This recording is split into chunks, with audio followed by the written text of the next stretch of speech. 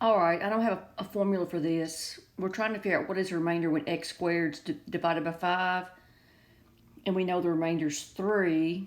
X, when x is divided by 5. Let me see, x positive integer, remainder 3 when divided by 5. Okay, so let's look at here. 5 into what will leave me a remainder of 3? Well, that would be 8, right?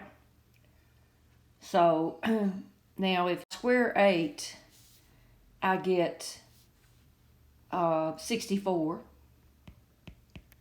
And 64 divided by 5, well, that's 1, 5, 1, 4.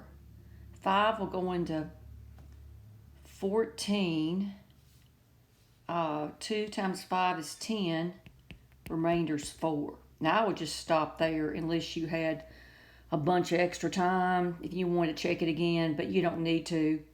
If it's going to work for that one, it's going to look for any more. I actually did it for, let me see, 5 will go into 13.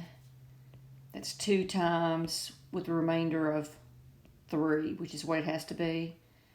And then I took squared 13 and got 169, and I divided it by 5, and that was 3 times 5 is 15, which is 1 over 9. 5 will go into 15 3 times. 3 times 9 is 15 with the remainder of 4. So you know it's 4, but I would have stopped right here.